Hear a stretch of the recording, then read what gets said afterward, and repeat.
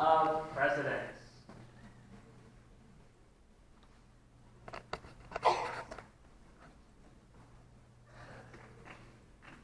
This program is dedicated to the memory of Walt Disney.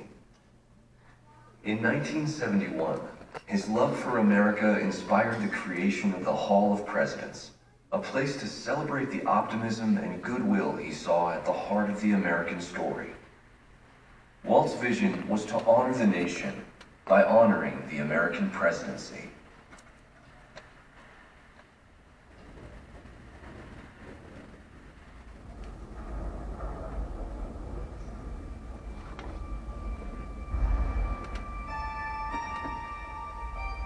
It is 1783, and the smoke is clearing in the wake of the Revolutionary War.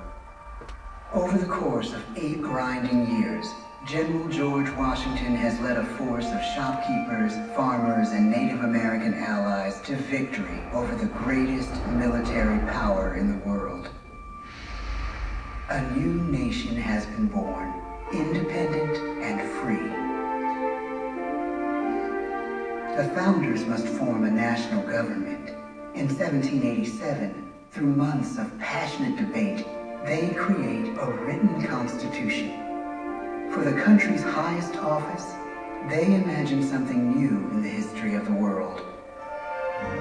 A leader not born to power like a king or queen. A leader who has not seized power through conquest. A leader not separate from the people, but elected by the people, from among the people. We, the people. This is a new idea, an American idea. The idea of a president.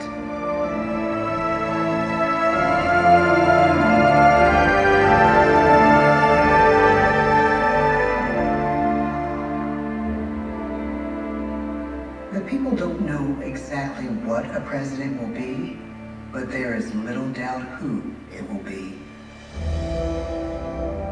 George Washington's stature and bearing have marked him as a leader. His integrity has made him a great one. Washington knows that many generals who have led successful revolutions make themselves dictators or kings. Instead, he steps down from power and retires to his home, Mount Vernon. The world takes note, and George Washington becomes the symbol of American ideals. In the first presidential election, it's Washington by a landslide. The only doubt seems to be his own. He writes, "Integrity and firmness is all I can promise. Integrity and firmness is exactly what we need." Everything he does as president will set a model for his successors. His final act may be the most important of all. After 2 terms, with no term limit in the Constitution and amid overwhelming support to stay in office, he steps down once again and hands power back to the people. He wants us to speak, to elect a new president. During the early years of the Republic, we choose leaders as different as Thomas Jefferson, John Adams, and Andrew Jackson. Elections are often bitter. Each president stands at that fiery intersection where personal character meets the challenges of the times. Some call the presidency a glorious burden. Jefferson calls it a splendid misery. We, the people, must choose well. We elect 15 presidents before the course of history brings us to the edge of a crisis like no other. A nation born of freedom still permits slavery. As the country pushes west, will new states be slave or free? The question produces bitter conflict. The issue rocks the election of 1860 and brings Abraham Lincoln onto the national stage. The tall, lanky, some say uncouth candidate from Illinois is a master of words at a time when speeches are printed in full for people to read. A house divided against itself cannot stand, he has said. With Lincoln's election, the House does indeed divide. Civil War. 11 states secede from the Union. The war becomes a defining passage in the American story. The president's own inner strength and depth of character changed the course of history. Lincoln had come up the hard way on the American frontier, desperately poor, with less than a year of formal schooling. His early years were scarred by tragedy, the death of his mother, his sister, his first love. He struggles with depression, but never loses his determination to rise above it. He once said he's driven by a desire to leave the world a little better place for having lived in it. The war rages. Lincoln fights to preserve the Union and end slavery. Neither is a sure thing. At Gettysburg, Pennsylvania, 6 months after one of the bloodiest battles of the war, the president dedicates a cemetery to the thousands of soldiers who died there, in words we can never forget.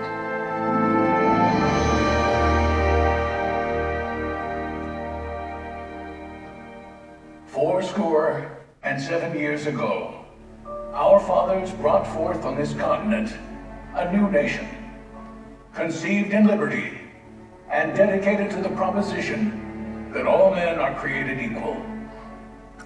Now we are engaged in a great civil war, testing whether that nation or any nation so conceived and so dedicated can long endure. We are met on a great battlefield of that war. We have come to dedicate a portion of that field as a final resting place for those who here gave their lives that that nation might live. It is altogether fitting and proper that we should do this. But in a larger sense, we cannot dedicate, we cannot consecrate, we cannot hallow this ground. The brave men, living and dead, who struggled here, have consecrated it far above our poor power to add or detract. The world will little note, nor long remember what we say here, but it can never forget what they did here. It is for us, the living, rather, to be dedicated here to the unfinished work which they who fought here have thus far so nobly advanced. It is rather for us to be here dedicated to the great task remaining before us, that from these honored dead we take increased devotion to that cause for which they gave the last full measure of devotion. That we here highly resolve that these dead shall not have died in vain, that this nation, under God, shall have a new birth of freedom, and the government of the people, by the people, for the people, shall not perish from the earth. The blood of over 500,000 Americans is spilled in this Civil War. President Lincoln's enduring hope is to give true meaning to the sacrifices of so many, to lead us to that new birth of freedom. With the end of the war and the end of slavery, a new birth truly begins. As we roll toward the 20th century, settlers roll west on wagon wheels and railroads connect the nation coast to coast. Millions of immigrants pour in from Europe and Asia. Population doubles. Our economy triples. Our standing among nations rises. We need presidents who can lead both at home and abroad. At the same time, a young Theodore Roosevelt is retreating from New York politics and personal tragedy. The death of his wife and his mother on the same day in the same house. In the Badlands of North Dakota, he rethinks his life and the life of his country. He returns stronger in body and spirit. His renewed energy is just what his country needs.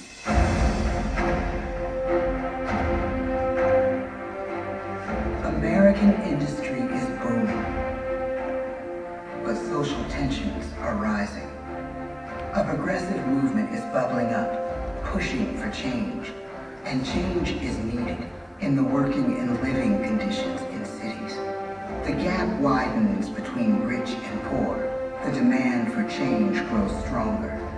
Teddy Roosevelt is a knight on a crusade. He speaks with force and vitality in clear terms that make colorful headlines at a time when mass market newspapers have become the new media. To define his foreign policy, he borrows a phrase from an African proverb: speak softly and carry a big stick. But his greatest accomplishments are made at home. He breaks up giant monopolies, protects workers' rights, and calls for a square deal for all Americans, rich and poor, capitalist and wage earner. And a square deal for every man and every woman in the United States. He calls on America to be as great as the natural grandeur of its lands.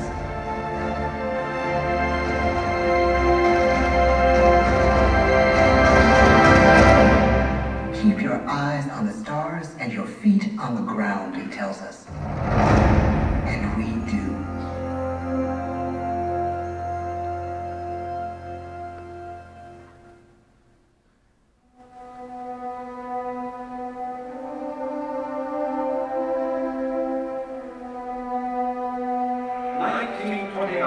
The bottom fell out of the market. 12 million unemployed. The bread lines and the super. The results of the 1932 election now appear. When we elect our 32nd president, it is the worst of times. The course of history and the course of one president's life again shape a turning point in our national destiny. Franklin D. Roosevelt, paralyzed by polio, knows how to restore the faith of a people paralyzed by the Great Depression. I believe in practical explanation and in practical problems. He has found the inner strength his countrymen now need. He speaks to us like a friend, a neighbor. His optimism is contagious, his voice perfect for the latest breakthrough medium, radio. He calls us to believe we have nothing to fear but fear itself. And we do believe. Tonight's attacks on England are perhaps the most widespread of the war in the course of the day. But an even greater challenge dominates his final years in office. The Second World War.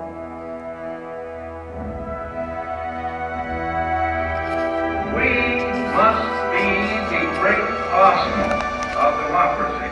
This is an emergency as serious as war itself. We stun the world with our production. When bombs fall on U.S. troops in Pearl Harbor, he calls us to fight on the war front and sacrifice on the home front.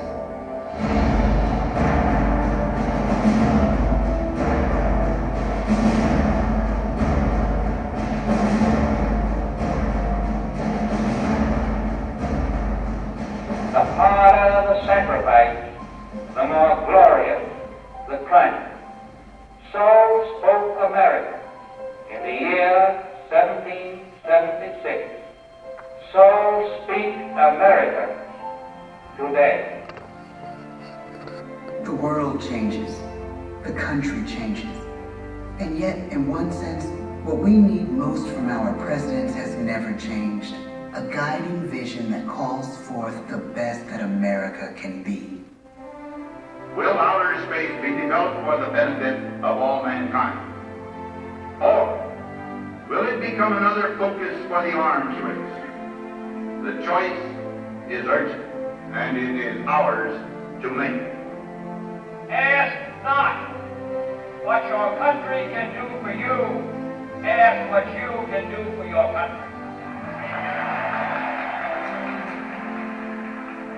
But really, it's all of us who must overcome the crippling legacy of bigotry and injustice.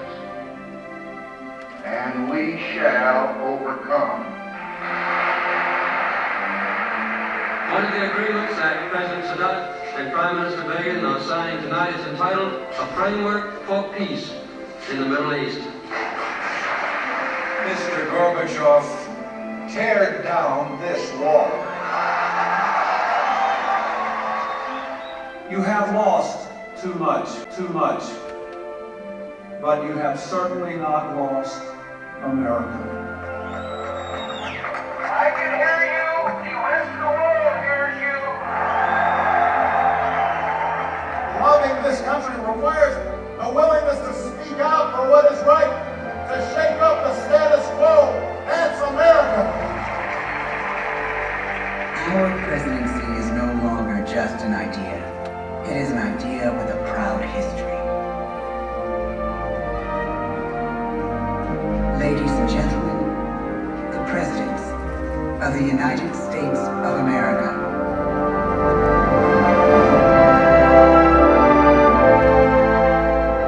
George Washington, John Adams, Thomas Jefferson, James Madison, James Monroe, John Quincy Adams, Andrew Jackson, Martin Van Buren, William Henry Harrison, John Tyler, James K. Polk, Zachary Taylor, Millard Fillmore, Franklin Pierce, James Buchanan, Abraham Lincoln, Andrew Johnson, Ulysses S. Grant, Rutherford B. Hayes, James A. Garfield, Chester A. Arthur, Grover Cleveland, Benjamin Harrison, William McKinley, Theodore Roosevelt, William Howard Taft, Woodrow Wilson, Warren G. Harding, Calvin Coolidge, Herbert Hoover, Franklin D. Roosevelt, Harry S. Truman, Dwight D. Eisenhower, John F. Kennedy, Lyndon B. Johnson, Richard M. Nixon, Gerald R. Ford, Jimmy Carter, Ronald Reagan, George Bush, Bill Clinton, George W. Bush, Barack Obama.